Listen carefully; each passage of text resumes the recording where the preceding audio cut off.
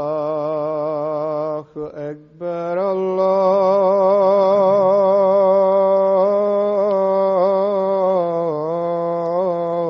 الله أكبر الله أكبر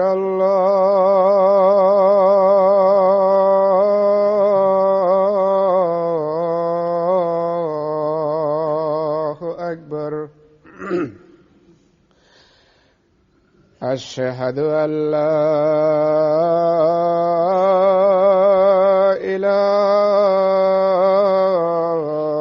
إله إلا الله أشهد أن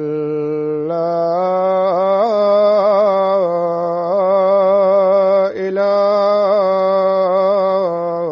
إله إلا الله أشهد أن محمدا رسول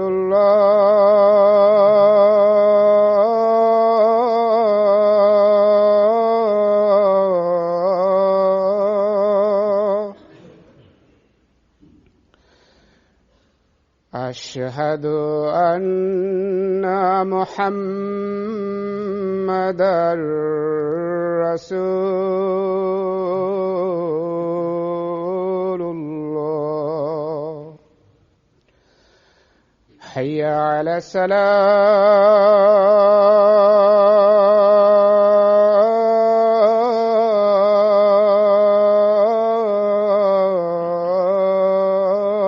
الصلاة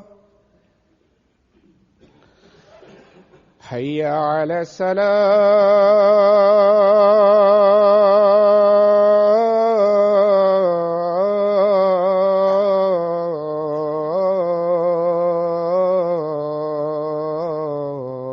الصلاة حي على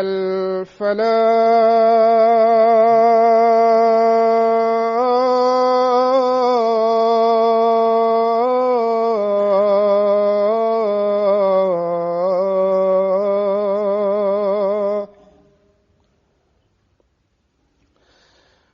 حي على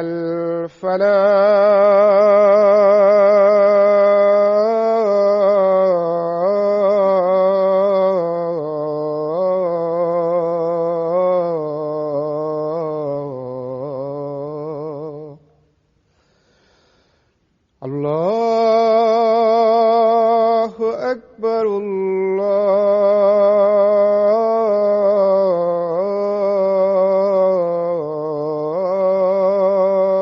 الله أكبر لا إله إلا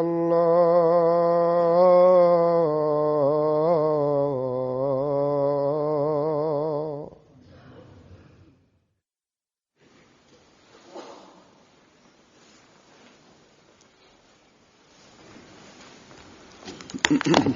السلام عليكم ورحمة الله.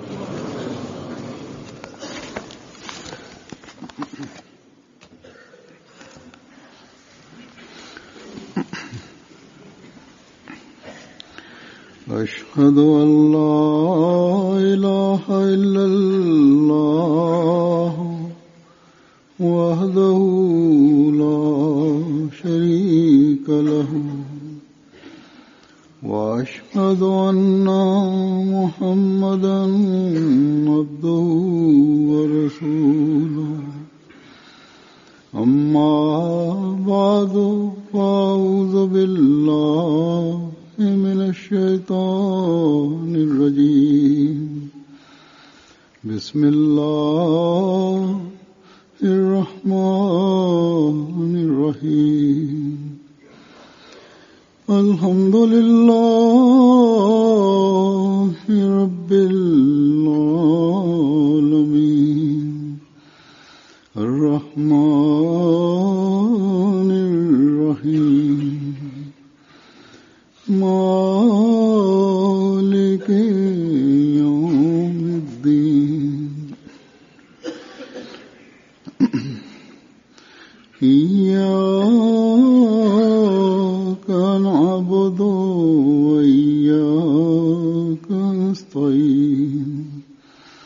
اهدنا الصراط المستقيم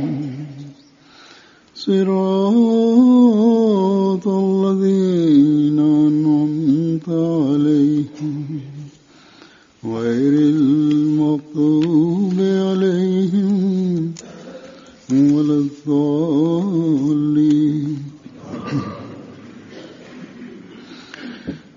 आज मैं हजरत मसीह मौद अलैहिस्सलाम की मोहब्बत इलाही से मुतल्लिक कुछ तारीरात पेश करूंगा. د اپریل د میاشتې په 4مه نیټه د بیت الفتوح لندن نه ارشاد فرمایلی وه. دلته به د هغې خطبې پښتو ترجمه زه د حضرت مسیح موعود علیه السلام خدای پاک سره د مینې باره کې ځینې تحریرات او ارشادات وړاندې کوم چې پکې هغوی خدای پاک سره د مینې حقیقت او تعریف بیان فرمایلی دی. د خدای پاک د مینې د حاصلولو راز او طریقه او د هغې جوړتیا او فلسفه هم بیان فرمایلی ده. او موږ نه یعنی د خپلو منونکیو نه چې د هغوی په جماعت کې شامل دي د هغوی څه توقعات وو. د خدای پاک مینې باره کې زموږ څه کوشش پکار دی او د دې څه معیار پکار دی دا هر څه هغوی بیان فرمایلی دی. نو په دې لحاظ هره حواله د غور قابله ده او موږ لپاره لکه د لارې مشال ده. نو ځکه پکار ده چې دا خبره د سره د پام واورېدلی شي چې موږ د خدای پاک سره د مینې په مضمون پوه شو او په دې مینه کې تل مخ په وړاندې روان اوسو. دا مینه نورو زیاته کو او ورسره خپله اسلام وکړو. حضرت مسیح موعود علیه السلام فرمایي مینه څه د تصنع یا د تکلف کار نه دی بلکې دا هم د انسان په قوتونو کې یو قوت دی او د دې حقیقت دا دی چې د زړه یو څیز خوښ شي او د هغه طرف ته بیا راښکلی کېږي او لکه څنګه چې د هر څیز خواص د هغه د کمال په وخت په ښکاره طور محسوسېږي نو همدا حل د مینې وي. د دې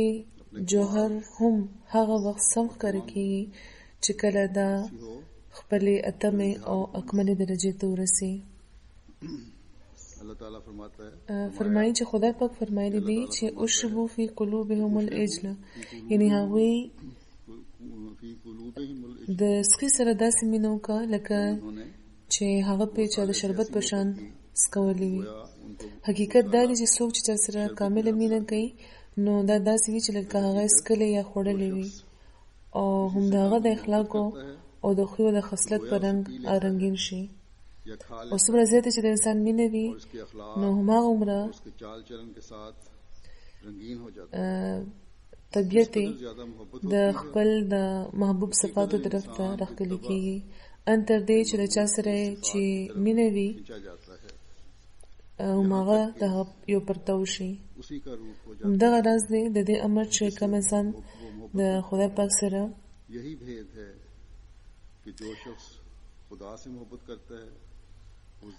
همدغه راز دی د دې امر چې کوم انسان د خدای پاک سره مینه کوي هغه په ذلي طور د خپل استعداد مطابق هغه نور ترلاسه کړي چې کوم د خدای پاک په ذات کې دی او شیطان سره مینه کوونکی هغه تاریکی ترلاسه کړي چې کوم په شیطان کې ده. نو فرمایي چې همدا د مینې راز دی چې خدای پاک صفتونه د خپل کړی شي. د معرفت په زمن کې ویل شوي وو چې د ټولو صفتونو علم نه بغیر معرفت نشي کېدی او د معرفت نه پس چې انسان نور باندې لاړ شي نو هغه بیا مینه ده او مینه هغه وخت کاملیږي چې د خدای پاک صفات د خپل کړی شي. یعنی د صفاتو صرف علم کافی نه دی بلکې دا خپل علم پکار دی. خدای په رنګ کې چې انسان ځان رنگین کی نو الله د خدای پاک نور حاصل شي. بیا وی فرمایي د محبت حقیقت په التزام د دې خبرې تقاضا کوي چې انسان د پرختون زړه د خپل محبوب واړه شمایل اخلاق او عبادتونه خوښ کړي او په دوی کې فنا کېدو لپاره फिर आप फरमाते هغه د سره د پوره زړه او روح کوشش وکړي چې هغه ژوند ورته ترلاسه شي इंतजाम چې کم د هغه محبوب ته حاصل دی. इंसान सच्चे दिल से अपने महबूब के तमाम رښتونی مینه کوونکي خپل محبوب کې فنا شي، और उनमें फना د خپل د محبوب د ګریوان نه ظاهر شي होता मसाई हो ता अपने महबूब में او हो वो जिंदगी पावे د هغه दاسې تصویر په خپل सच्ची اندرون نقش کړی وي چې لکه هغه سکلی دی او بیا ور لپاره دا ویل کېږي چې هغه अपने महबूब के गिरबान से जाहिर होता है د هغه په رنګ کې رنګین شو، هغه سره कि गोया उसे पी जाता है یو شو او خلکو ته دا ښکاره کی چې هغه په حقیقت کې د هغه په مینه کې ورک دی. लोगों पर जाहिर कर देता है तो दर हकीकत بیا د خدای پاک سره د مینې معیار په وضاحت کې حضرت مسیح موعود علیه السلام فرمایي इलाही के دا اقتباس د یو اعتراض جواب دی हुए आप फरमाते हैं د پادری فتح مسیح د یو ښه جواب دی چې پکې هغوی د هر څه فرمایلی دي.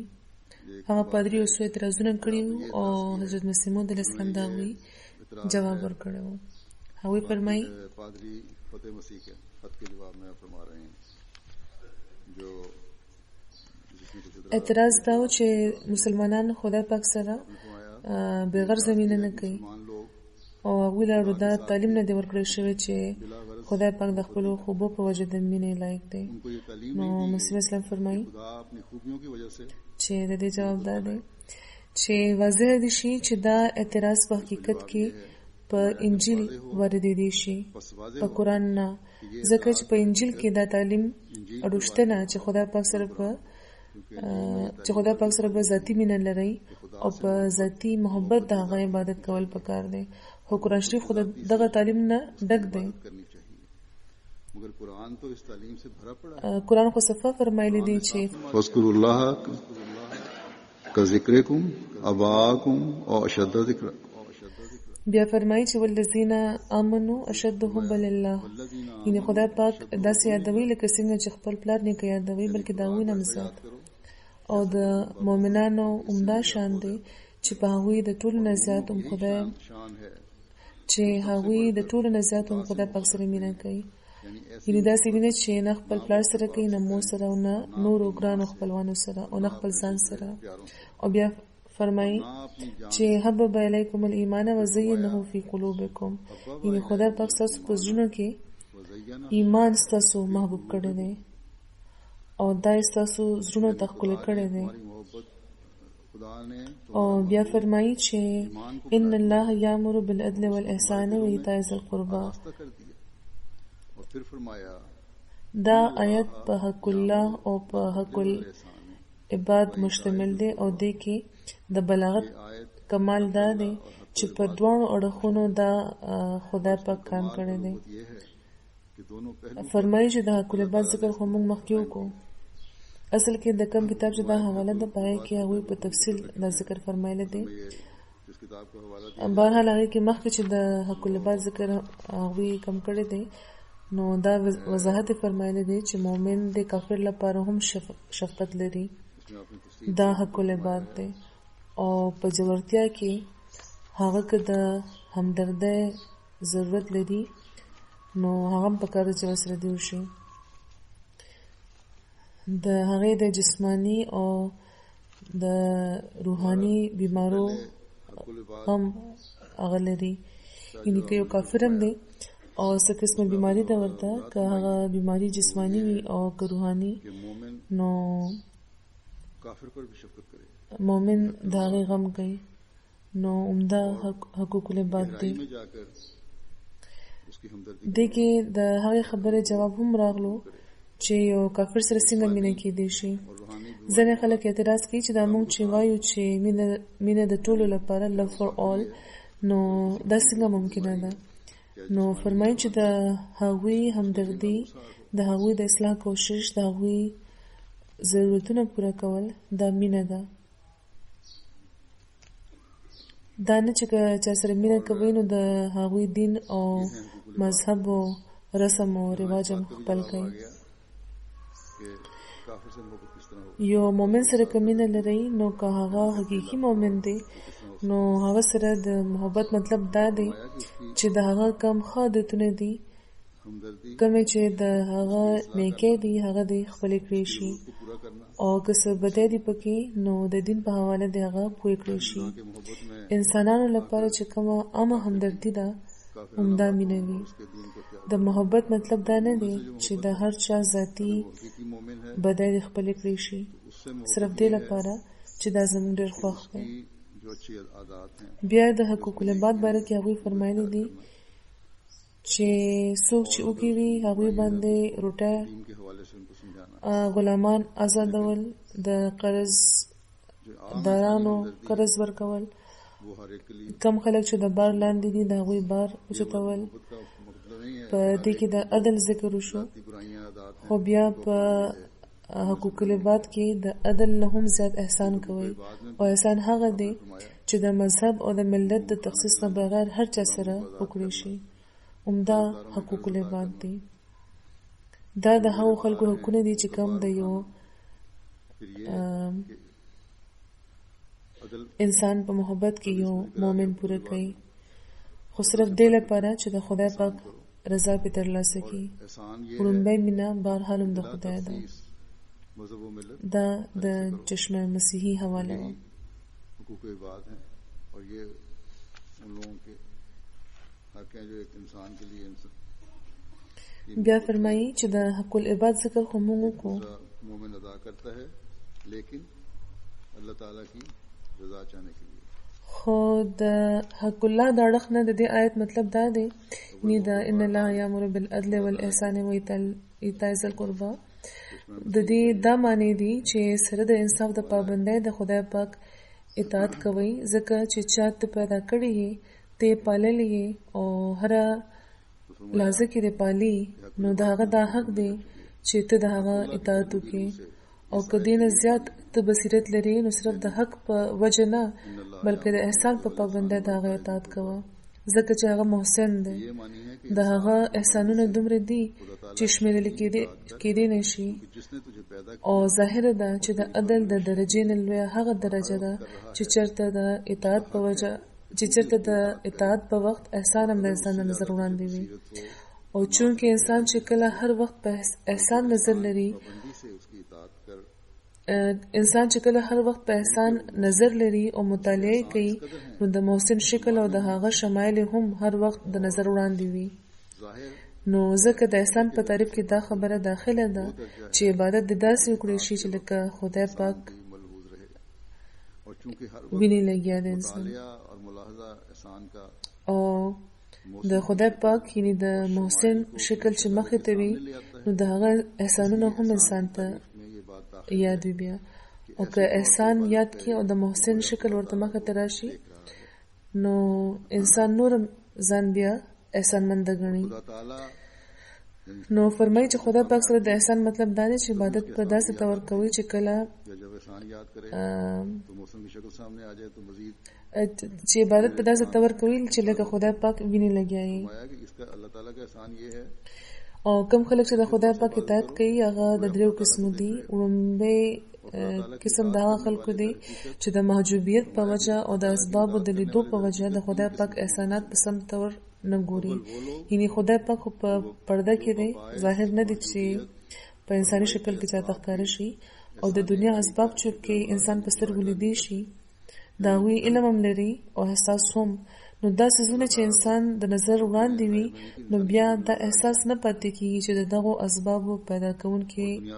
هم یو هستی شته او هغه خدای دی نو ځکه انسان भी होता है دغه دنیوي سيزونو سره زیاته مینه شروع کی یعنی فرمایي چې د درو قسمونو خلک دی اول هغه چې د خدای پاک احسانونه سم نه پیژني او د دې وجه دا ده چې هغه پردې کې دي او د دنیا اسباب د خلکو ته مخامخ کوي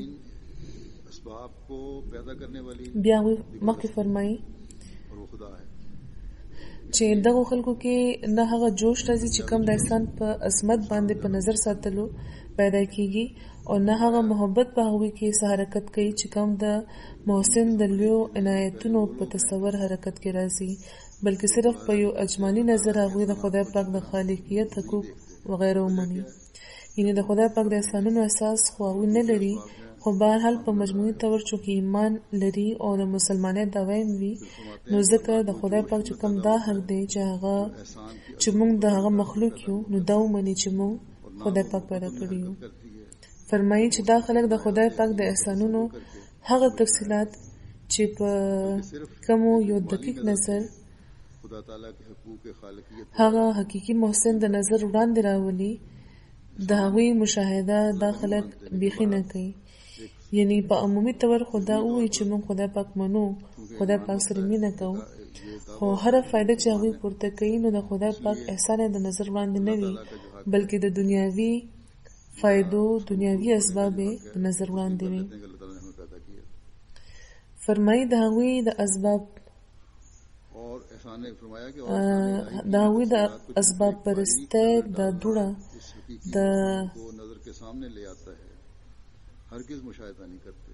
د حقیقي مسبب پوره صحرا لیدو په لار کې خنډ جوړ کړي. یعنی په ظاهري طور چې د کومو اسبابونو انسان فایده پورته کوي، هغوی په هغه په دوی داسې خور شوي وي چې د حقیقي مسبب یعنی د خدای پاک مخې ته نه پټ کړی وي او دوی ته هغه نه ښکاري. همدې لپاره دوی هغه پاک نظر نه لري چې په کامل طور د هغه حقیقي عطا کوونکي د جمال مشاهده کیدی شي. نو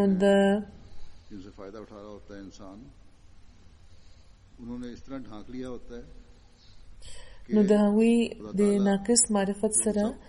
د اسبابو د رعایت قدرت ګډ شوي وي، او چونکې هغوی د خدای پاک احسانات سم نشي لیدی، نو ځکه هغوی هغه التفات نه هم اړ وي چې کم د احساناتو د مشاهدې په وخت پکارېږي،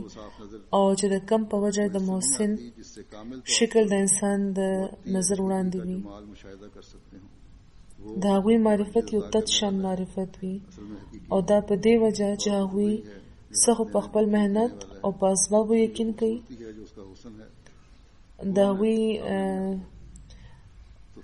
باور په خپل مهنت او په اسباب وي، او څه د تکلف په طور دا مني چې د خدای پاک د خالقیت او د رضاقیت حق په موږ واجب دی. او چونکې خدای پاک یو انسان له د هغه د فهم د وسط نظر تکلیف نه ورکوي، نو تر څو چې هغوی په دې حل کې دي، نو هغه هم دا غواړي چې د هغه د حقونو شکر دی وکړي. او دې آیت چې ان الله یامر بالعدل کې د عدل نه مطلب هم د عدل په رعایت اطاعت کول دی. هغوی چونکې پوره علم نه لري او د خدای پاک د خالقیت او د رضاقیت اقرار هم هغوی ته شپخله کوي، نو څومره شکر چې هغوی کوي هم هغه خدای پاک هغوی لپاره کافي وګڼي، ځکه چې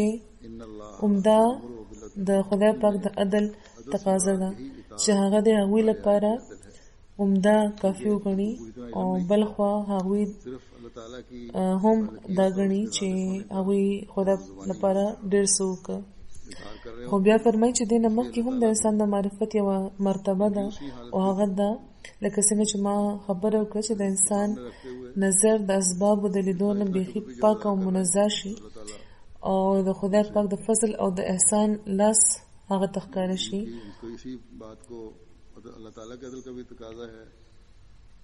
او په هغه مرتبه انسان د اسبابو د حجابونو نه بیخي بهر راوځي. او داسې خبره چې ما پټیله به اوبه ورکولې، نو ځکه فصل مې ښه وشو، یا هم په خپل لاس دا کامیابي ما بیا مونته، یا دا چې د زید په مهربانۍ زما فلاني کار وشو، یا د بکر په خبرګیرۍ زما زه د تباهۍ نه بچ شوم، دا ټولې خبرې ورته سپکې او باطلې ښکاري. نو بیا اله ورته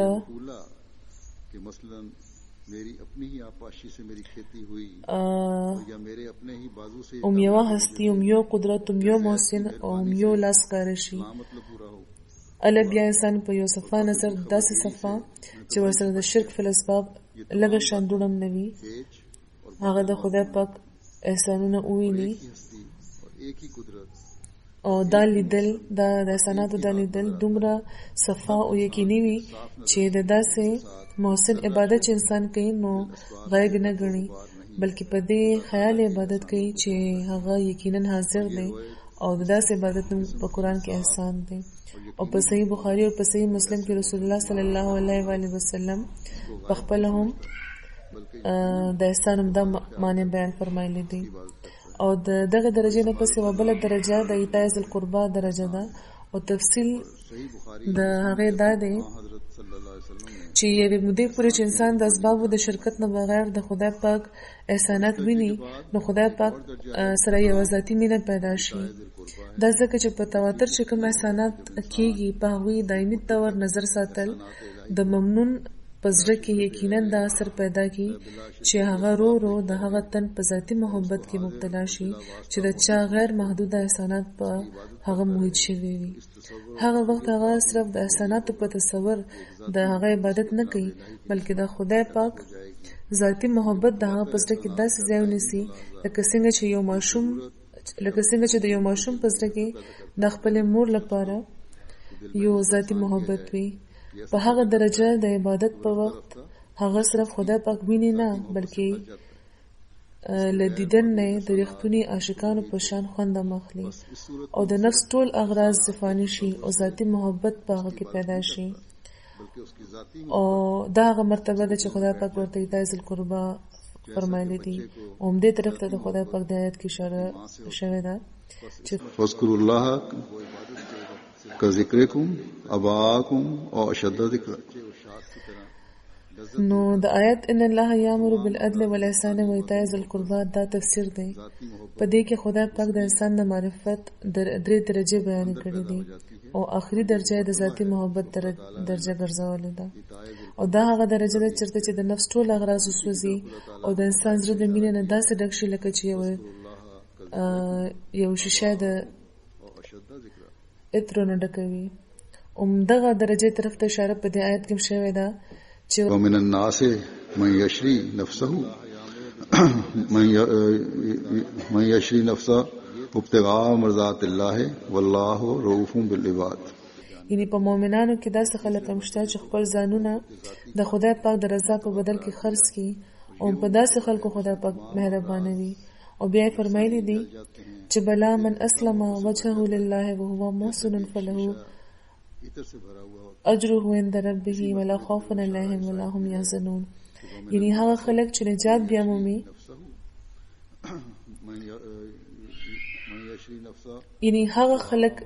بیا مومي چې خپل ځانونه خدای پاک ته وسپاري او د هغه د نعمتونو په تصور د هغه عبادت داسې کوي لکه چې هغه ویني لګیایي نو دا خلک دي چې خدای له طرفه به اجر بیا مومي او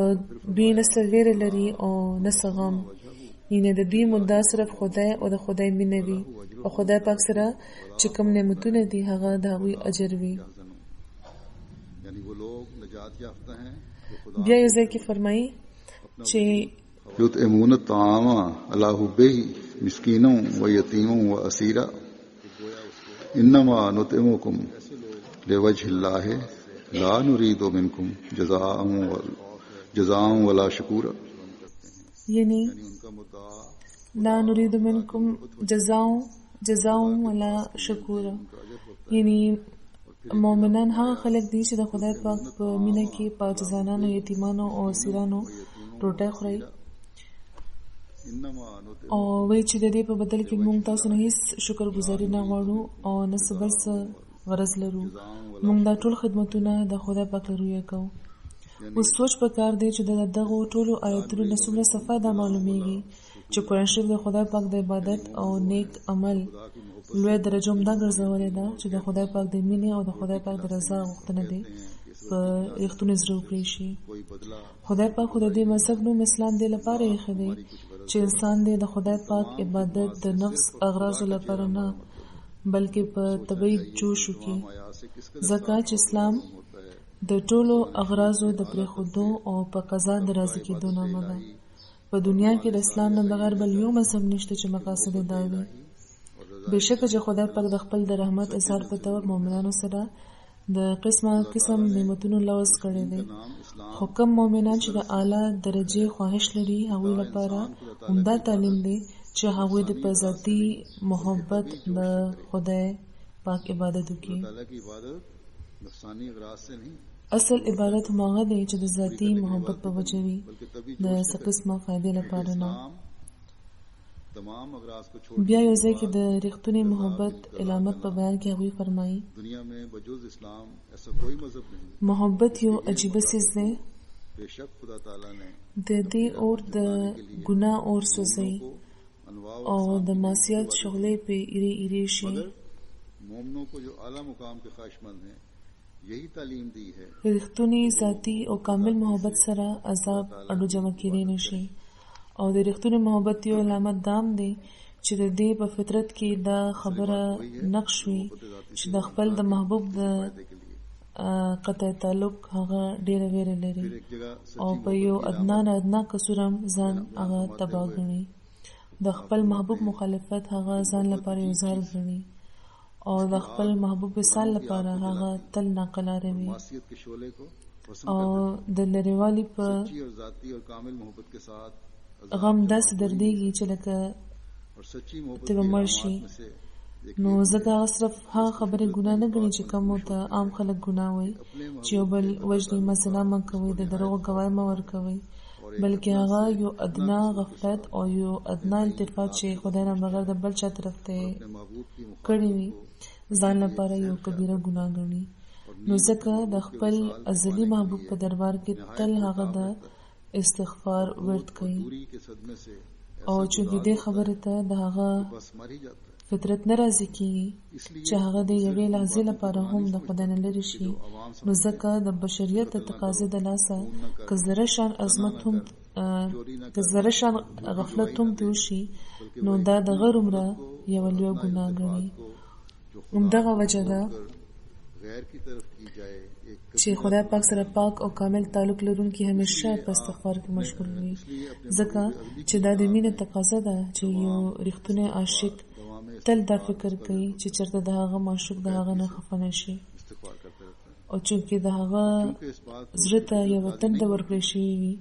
چې خدای دې هغه نه په کامل طور راضي شي. نو ځکه که خدای ورته دا ووایي چې زه درنه راضي یم نو هغه بیا هم په دې صبر نشي کولی. ځکه چې لکه څنګه چې د شرابو دور کې چې څوک شراب څکي نو هر ځل څکلو نه پس یو ځل بیا غواړي. همدغه شان د انسان په زړه کې چې د مینې چینه جوش وي نو هغه مینه بیا طبعا دا غوښتنه کوي چې د خدای رضا دې زیاته نه زیاته ترلاسه شي. उसके दिल में एक प्यास लगा فرمایي कि खुदा कामिल तौर पर उससे राजी हो. इसलिए अगर खुदा ताला ये भी कहे कि मैं तुझसे राजी हूँ د خدای په رضا چې इस कदर اور نه خبر شي نو په کار ده چې هغه आपके दौर के वक्त د هغه پام نورم د استغفار طرف ته کی. मर्तबा पीकर نو فرمایي چې د محبت د کثرت په وجه د استغفار هم کثرت وي. دغه وجه ده چې کوم خلک خدای پاک سره کامل مینه کوي هغوی هره ساه هره لحظه کې د استغفار ورد کوي. او د ټولو لویه د یو معصوم نښه همدا ده چې هغه د ټولو نه زیات په استغفار کې مشغول وي. او د استغفار حقیقي معنی دا دی چې هر هغه لغزش او کسور چې د بشري کمزورۍ د لاسه د انسان نه کېږي نو د هغې امکاني کمزورۍ د لرې کولو لپاره د خدای نه مدد وغوښتل شي چې د خدای پاک په فضل هغه کمزوري دی ظاهر نه شي او پټه دې وي ښکاره دې نه شي. او دې نه پس د استغفار معنی د عامو خلکو لپاره प्यार करने वाले وسیع کړی شوی دی. इस्तग़फ़ार को अपना विरद रखते हैं. او دا امر هم په استغفار کې داخل شو چې کم لغزش او کسور د انسان نشوي دی خدای پاک دې د هغې د بدو نتایجو او د زهرناک اثراتو نه دی انسان په دې دنیا کې هم او په آخرت کې هم محفوظ وساتي. कमजोरी को दूर करने के लिए نو د حقیقي ता खुदा के फजल نجات سرچینه د خدای پاک ذاتی مینه ده چې د عجز او د نیاز او د دایمي استغفار په ذریعہ د خدای پاک फिर बाद इसके इस्तिग़फ़ार के مینه ځان طرف ته راکاږي. او انسان چې خپل مینه د کمال درجې ته ورسوي او د مینې په اور د نفسانیت جذباتو سوځي نو یکدم په بیا د خدای پاک له طرفه د خدای پاک د هغې مینې شغله چې کوم هغه خپل بنده سره کوي د هغه په زړه راپرېوځي او هغه د ګنده ژوند د ګندګۍ نه بهر راوباسي. د حیو قیوم خدای د پاکیزګۍ رنګ د هغه په نفس راشي، بلکې د خدای پاک د ټولو صفاتونو په ذلي طور هغه برخه بیا مومي. نو هغه بیا د خدای پاک د تجلیاتو مظهر شي. اوس چې د ربوبیت په ازلي خزانه کې پټ پراته دي، نو د هغه په ذریعه هغه رازونه بیا دنیا ته ښکاره شي. او چونکې هغه خدای چې د دنیا پیدا کړې ده هغه شوم نه دی، بلکې د هغه فیضونه دایمي دي او د هغه نومونه او صفات چیرې هم معطل کېدی نشي. بیا دې خبرې په وضاحت کې چې ګناهونه لرې کول او نیک عمل کول د خدای پاک د مینې نه بغیر ممکن نه وي. حضرت مسیح اسلام فرمایي ګناه په حقیقت کې یو داسې زهر دی چې هغه وخت پیدا کېږي چې کله انسان د خدای پاک د اطاعت د خدای پاک یوې پرجوش مینې او ښه په محبت د خدای پاک د یادولو عمل نه بیخي محروم او بې نصیبه وي. او لکه څنګه چې یو ونه چې کله د بیخ نه وځي او د دې قابله پاتې نه وي چې د ځمکې نه اوبه راکاږي، نو هغه بیا ورځ تر ورځه وچېږي او ټول زرغونتوب یې ختم شي. همدغه حال د هغه انسان وي چې زړه کې د خدای مینه د بې قوتې وي. نو لکه د اوچوالي ګناه په هغه غلبه بیا مومي، نو د دې اوچوالي د دې خشکۍ علاج د قدرت په قانون کې د درو قسمو دی. یو محبت د استغفار چې مطلب یې د زور کول او د پټولو خواهش، ځکه چې تر څو چې د ونې جرړې په خاوره کې مضبوط ځای لري تر هغې هغه ونه د زرغونېدو امید هم لرلی شي. او دریم علاج توبه ده، یعنې د ژوند اوبه راکاږلو لپاره سره د تسلل د خدای پاک طرف ته مخ کول او ځان هغه ته جوختول او د معصیت حجاب نه ځان د صالح عمل په ذریعه بهر راوستل. یعنې د ګناهونو چې کومه پرده پرته ده هغه لرې کولو لپاره د صالح عمل ضرورت دی. او صالح عمل لپاره چې دا پردې پې لرې شي، لکه څنګه چې یو څو میاشتې یا هفتې مخکې هم ما په خپلو خطبو کې ویلي وو چې نیک عمل لپاره بیا د ارادې د قوت او علم ترلاسه کولو بیا د عمل د قوت ضرورت دی. نو ولې دا حجابونه هم لرې شي او د نیک عمل توفیق هم ترلاسه شي او بیا بدای نه انسان بهر راوځي. فرمایي چې توبه صرف د ژبې نه وي، بلکې د توبې کمال نیک عمل سره وي. یعنې صرف د خولې توبه هیڅ حیثیت نه لري تر څو چې ورسره نیک عمل هم انسان نه کوي. که نیک عمل کوي نو الله د توبې هم څه حیثیت شته. ټولې نیکۍ د توبې تکمیل لپاره وي، ځکه چې د ټولو نیکیانو مطلب همدا وي چې موږ د خدای پاک ته جوخت شو. دوام توبه ده، ځکه چې د هغې په ذریعه هم موږ د خدای پاک قرب لټو. هم ځکه چې خدای پاک د انسان ژوند جوړ کړو د هغې نامه روح کېښوده، ځکه چې د هغې حقیقي راحت او آرام د خدای اقرار د هغې مینې او د هغه په اطاعت کې وي. او نفس هم د دې نامه کا ځکه چې دا خدای پاک سره اتحاد پیدا کوونکی دی. یعنې د روح نامه دې لپاره چې هغې ته راحت د خدای پاک مینې کې ترلاسه کېږي، او د نفس نامه دې لپاره چې دا خدای پاک سره د اتحاد صلاحیت لري. فرمایي چې خدای پاک سره زړه لګول داسې وي چې لکه په چمن کې هغه وینه چې د چمن ځمکې کې ښه پیوسته وي، عمده د انسان جنت وي. او لکه څنګه چې ونه د ځمکې اوبه راکاږي او خپل زهرناکه بخارات بهر وباسي، نو همدغه شان د انسان د زړه حال وي چې هغه د خدای پاک د مینې اوبه چې وڅښي نو خپل د زهرناکه مواد د بهر راوستو قوت ورته ترلاسه شي او په ډېرې اسانۍ هغه مواد بهر کې هغه بیا خدای پاک سره شي او مدام یو پاکه وده بیا مومي. او بیا ډیره وده وکړي او زرغونه شي او ښې میوې راوړي. خو څوک چې خدای سره تړون نه لري هغه دغه اوبو نه محرومه وي او ځکه ورځ تر ورځه وچېږي. اخر ته ټولې پاڼې پرېوځي او صرف وچ او بدرنګ ښاخونه پاتې شي. نو د ګناه وچوالی چونکې د بې تعلقۍ نه پیدا کېږي، نو ځکه د دې سم علاج هم دا دی چې مستحکم تعلق دې جوړ کړی شي. مطلب دا چې خدای پاک سره یو مضبوط تعلق جوړ کړي ومله پې دا وچوالی ختمېدی شي. نو انسان په روحاني لحاظ د وچې ونې غوندې ختم شي. حضرت مسیح موعود علیه السلام فرمایي چې په دې د قدرت قانونه ګواهي ورکوي او همدې طرف ته د خدای پاک اشاره خدای پاک له طرفه اشاره په دې آیت کې شوې ده چې یا ایتها النفس المطمئنه ترجعی الی ربک راضیة مرضیہ فادخلی فی عبادی وادخلی جنتی. یعنی یا هغه نفس چې د خدای پاک له طرفه د آرام بیامونتو د خپل رب طرف ته واپس راشه، هغه تا نه راضي دی او ته هغه نه راضي، نو زما په بندګانو کې داخل شه او زما جنت ته راننوځه. فرمایي چې لنډه دا چې د ګناه لرې کولو علاج صرف د خدای پاک مینه او عشق دی.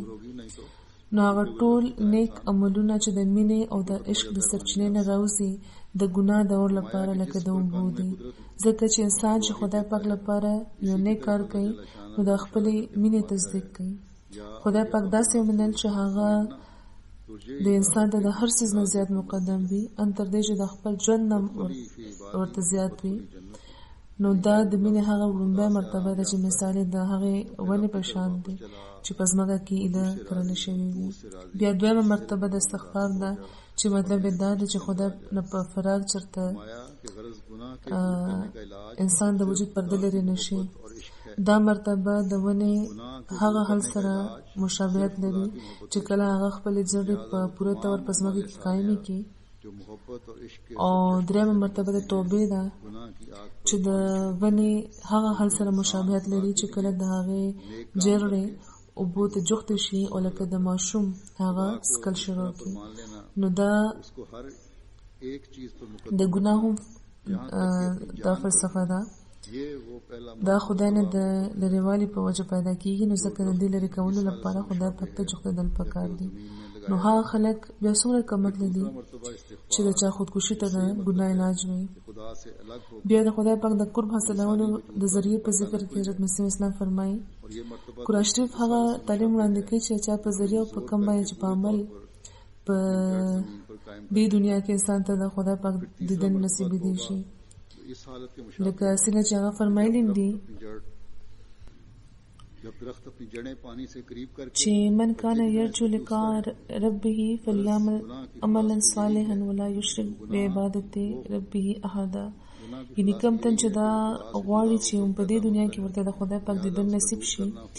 هغه خدای چې حقیقي خدای دی او مینه کوي، نو هغه ته پکار ده چې داسې نیک عمل دې کوي چې هیڅ قسمه فساد پکې نه وي. یعنی دا هغه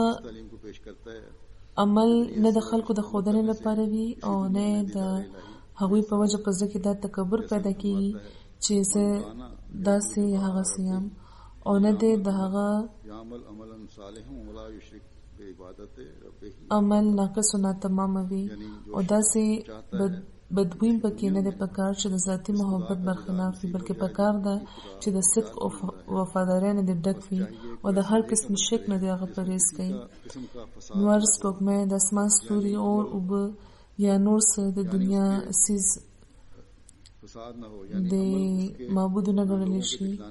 همداسې پکار نه ده چې انسان دی د دنیا اسبابو له داسې عزت ورکړي او داسې د په یقین ساتي چې لکه هغوی د خدای پاک شریکان دي، او نه دی خپل همت او کوشش څیز ګڼي.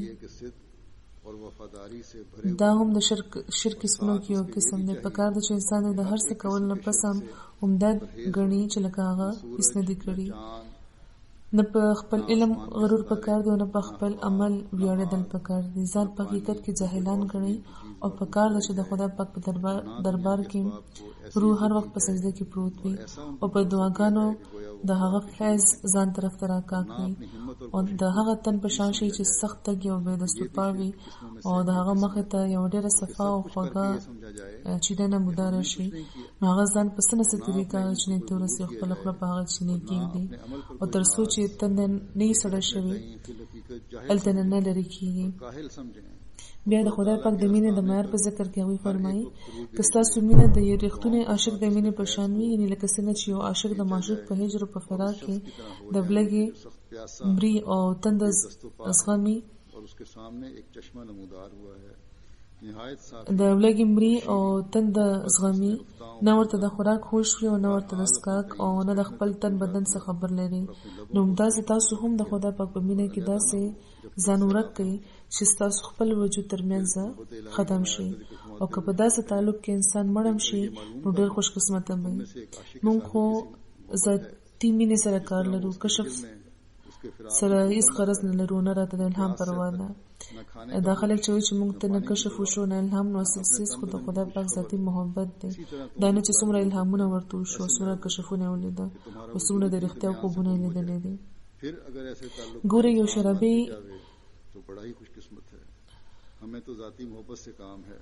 یو بل پسې د شرابونو جامونه سکي او خوند ته اخلي، همدغه شان تاسو د هغه د ذاتي محبت یعنې د خدای پاک د ذاتي محبت جامونه ډکوئ او سکئ، لکه څنګه چې یو شرابي دریانوش وي، هغه شان تاسو چیرې ماړه نشئ د خدای پاک په مینه. او انسان چې تر څو دا محسوس نه کړي چې زه د محبت داسې درجې ته ورسېدم چې اوس عاشق بللی کېدی شم، نو تر هغې دی قدم نه شاته کوي، قدم مدام مخ په وړاندې ایښودل پکار دی او انسان دغه جام له خوله نه پورته کوي، ځان هغه لپاره ناقلاره شده او مضطرب کوي. که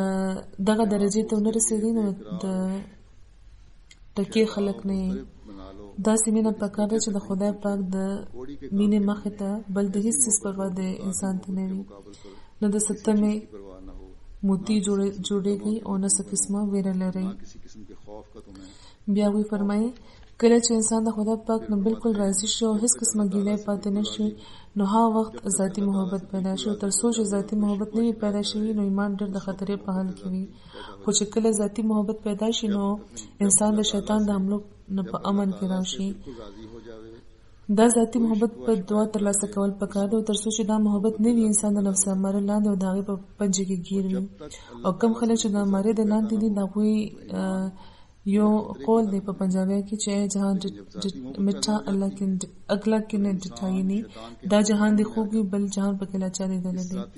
خدای خبر چې وي بم او که نه. نو دا خلک په ډېر خطرناک حال کې گیر وي او د لوامې والا یوه لحظه کې ولیان وي او په بله لحظه کې شیطانان وي.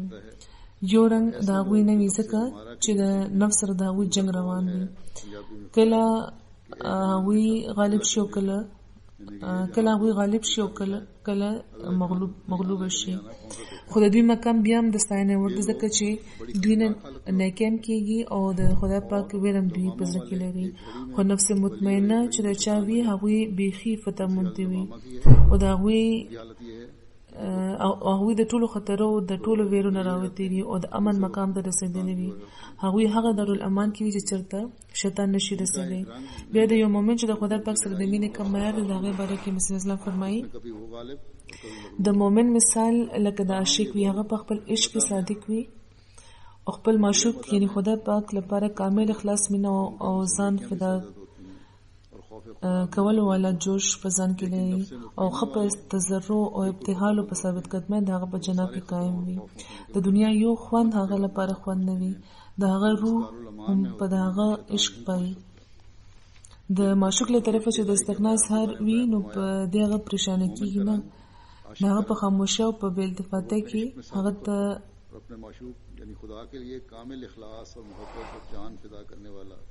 جوش اپنے اندر رکھتا ہے. د هغه په خاموشه او په بې التفاتۍ که هغه پویم شي نو بیا هم چېرې همت نه بایلي بلکې همیشه مخ په وړاندې روان وي او د زړه درد نور هم زیاتېږي. دغه دواړه څیزونه ډېر ضروري دي چې یو مؤمن عاشق له طرفه دی د خدای پاک په مینه کې اور درد دل زیادہ سے زیادہ پیدا کرتا جاتا ہے. ان دونوں چیزوں کا ہونا ضروری ہے کہ مومن عاشق کی طرف سے یعنی هغه مؤمن چې عاشق دی د هغه له طرفه دی د خدای پاک په مینه کې پورا استغراق وي، عشق د کمال درجه ته رسیدلی وي، مینه کې رښتینی جوش وي او د عشق په لوس کې قدمونه داسې مضبوط وي چې په یوه صدمه هم هغه له ځایه ونه خوځي. جس کو کوئی صدمہ جنبش میں نہ لا سکے که د معشوق له طرفه صدمہ ہلا نہ سکے اور معشوق کی طرف سے کبھی کبھی بے پرواہی کله نه کله که بے پروايي او خاموشي وي نو بیا هم ایک تو وہ جو اللہ تعالیٰ کی محبت کا درد دا عشق موجود دی. دوه قسمه درد پکار ده چې دغه پزړه کې وي، یو خو د خدای پاک د مینې درد دی او بل درد هغه چې د چا مصیبت په لیدو د انسان پزړه کې پیدا شي او د خیر خواهی لپاره پکې بیا استرام راشي او د هغه تن امداد لپاره انسان ناقلار شي. د خدای پاک مینې لپاره چې کم اخلاص او درد انسان لري او ثابت قدمي هم ورسره وي نو دا څیزونه انسان د بشریت نه لري کې او د الوهیت په سوري کې راولي تر څو چې د انسان عشق او درد تر دې درجه نه وي رسیدلی چې د غیر الله وي چې غیر الله ته بیخي هیر شي نو تر هغه پر انسان په خطرو کې گیر وي. دغه خطرو استیصال بغیر له دې نشي کېدی چې انسان د غیر الله نظام بیخي لري کې او صرف د خدای شي او د هغه د مخلوق لپاره په زړه کې داسې جوش لرل پکار دی لکه څنګه چې یو ډېره مینهناکه مور د خپل ډېر کمزوري ماشوم لپاره په زړه کې یو رښتونی جوش لري. یعنی د غیر الله سره تعلق پرېښودل او ورسره د خدای پاک د مخلوق لپاره په زړه کې درد لرل دا اصل دی چې د یو صحیح مؤمن په زړه کې وي، هغه مؤمن چې د خدای پاک عاشق وي. بیا فرمایي خدای پاک سره یو مضبوط تعلق او صافي محبت الګ کېدی شي چې د هغه د هستن انسان خبر وي. دنیا د داسې قسمه شبهاتو د لاس خرابه شوې ده، ځینې خو پکې په ښکاره ډول بېدینه شوي دي او ځینې داسې دي چې بېدینه شوي خو نه دي خو د دوی په رنګ دي او مځکه په دین کې سستي کوي. د دې علاج هم دا دی چې هغوی د خدای ته دعا کوي چې د هغوی معرفت زیات شي او پکار ده چې د صادقانو په صحبت کې د هغوی وخت تېروي چې د خدای پاک د قدرت او د تصرف تازه تازه نشانونه ورته ښکاره شي. بیا چې هغوی څنګه او د کومې لارې نه چې غواړي هغه به ورله معرفت زیات کړي، بصیرت به ورته عطا کړي او زړه به تسلي بیا ومومي. دا بالکل رښتیا دي چې څومره زیات انسان د خدای پاک په هسته او د هغه په عظمت ایمان لري هماغومره به یې خدای پاک سره مینه هم زیاته وي او د هغه ویره به هم لري. ګینې نو د غفلت په ورځو کې به جرمونه هغه په نره کوي. د خدای پاک مینه د هغه عظمت او د جبروت روب او ویره دوه داسې څیزونه دي چې ګناهونه پې وسوځي او دا د قاعدې خبره ده چې انسان د کومو څیزونو ویریږي د هغوی نه پرهیز کوي. مثلا خبر دی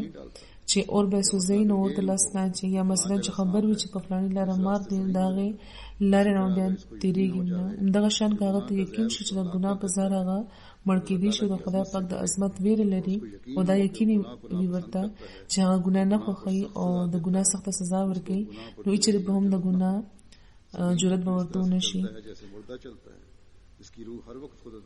پس مګ هغه بیا لکه د مړي روان وي، د هغه روح هر وخت خدای پاک سره وي. بیا فرمایي کله انسان د خدای پاک د مینې په اور خپله ټوله هستي وسوځي نو هماغه د محبت مرګ هغه ته یو نوی ژوند وبخي. تاسو نه پوهېږئ چې محبت هم یو اور دی او ګناه هم یو اور دی. نو دا اور چې د خدای پاک د مینې اور دی دا د ګناه اور معدومه کړي او دا د نجات بنیاد دی. په خاص طور جمعات ته د نصیحت په طور مسیح اسلام فرمایي خدای پاک په معمولی طور نه بلکې د یو نشان په طور کامل متقي د بلاګانو نه بچ کوي. هر مکار او کمکله تن د متقي کېدو دعوه کوي خو متقي هغه دی چې د خدای پاک په نشان متقي ثابت شي. دا خو هر څوک ویلی شي چې موږ خدای پاک سره مینه کوو، خو خدای پاک سره مینه هغه کوي چې د چا مینه د اسمان په ګواهۍ ثابته شوې وي. او هر تن وایي چې زما مذهب رښتونی دی، خو رښتونی مذهب د هغه تن دی چې چاته په دې دنیا کې نور ترلاسه شي. او هر تن دا وایي چې ماته به نجات ترلاسه کیږي، خو په دې کول کې رښتونی هغه دی چې څوک هم په دې دنیا کې د نجات انوار وویني. نو تاسو کوشش کوئ چې د خدای پاک خوښ شئ چې بیا د هر آفت نه هغه تاسو بچو ساتي. بیا په خپلو زړونو کې د خدای پاک مینه پیدا کولو لپاره هغوی موږ ته په کم طرز نصیحت فرمایلی دی. د هغې به یو مثال ورکړم. هغوی فرمایي څومره بدبخته دی هغه تن چې تر اوسه له دې خبر نه دی چې هغه یو داسې خدای لري چې په هر څیز قادر دی. زموږ خدای زموږ جنت دی. موږ د خپل اعلی درجې خوندونه په خپل خدای کې بیا مونته دي، ځکه چې موږ هغه لیدلی دی او هر قسمه ښایست هم په هغه کې بیا مونته دي. دا دولت ترلاسه کول پکار دی که په ژوند بایللو ترلاسه کیږي، او دا ملغلره په بیه اخیستل پکار ده چې قیمت د ټول وجود نه محرومېدل هم دي. یا محرومه خلک را منډه کوي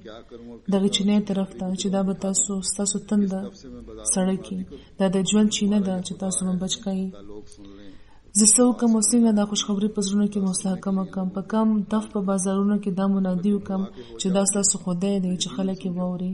او په کم دارو علاج وکړم چې اورېدو لپاره د خلکو غوږونه پرانیستی شي. که تاسو د خدای شوئ نو یقین لرئ چې خدای خو ستاسو دی.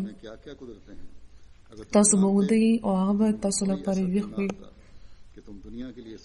تاسو به د دشمن نه غافل یې، خدای به هغوی ګوري او د هغوی منصوبې به ورانوي. تاسو له تر اوسه خبر نه یئ چې ستاسو خدای څه قدرتونه لري.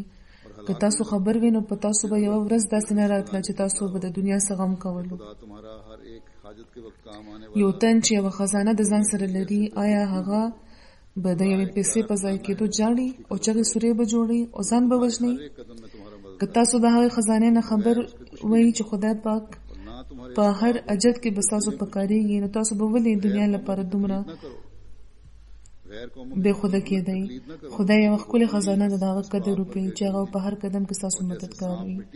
تاسو د هغه نه بغیر هېڅ نه یئ او نه ستاسو اسباب او تدبیرونه څه حیثیت لري. د پردي قومونو تقلید مه کوئ چې په کلي طور په اسبابونو پرېوتي دي، او لکه څنګه چې مار خاوره خوري نو هغوی هم د سفلي اسبابو خاوره وخوړه، او لکه څنګه چې ګنجی او سپي مردارې خوري نو دوی مردار خولې ته اچولي دي. هغوی د خدای نه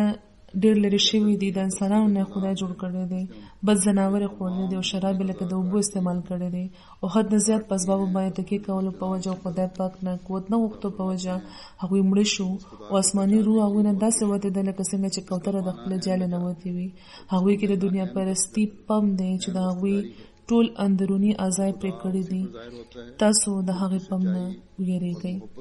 بیا هغوی فرمایي تاسو د هغه خدای پېژندو ډېر کوشش کوئ چې د هغه بیا موندل عین نجات او ملاوېدل عین رستګاري ده.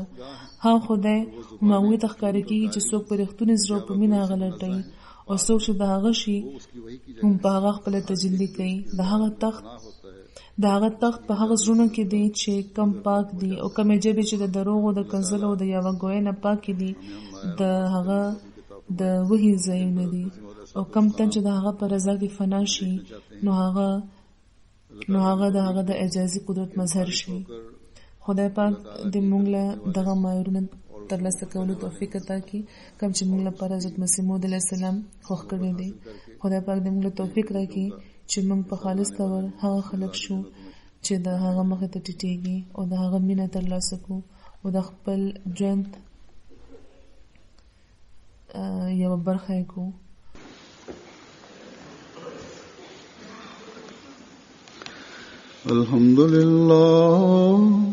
الحمد لله نحمده ونستعينه ونستغفره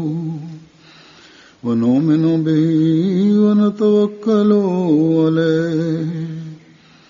ونعوذ بالله من شرور أنفسنا ومن سيئات أعمالنا من يهده الله فلا مضل له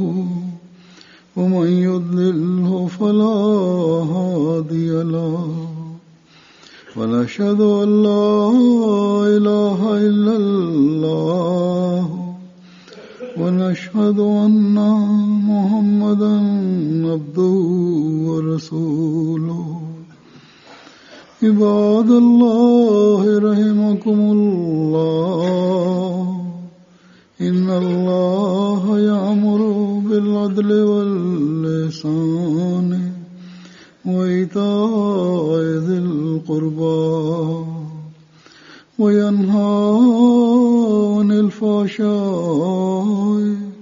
والمنكر والبغي يعظكم لعلكم تذكرون اذكروا الله يذكركم وادعوه يستجب لكم ولذكر الله أكبر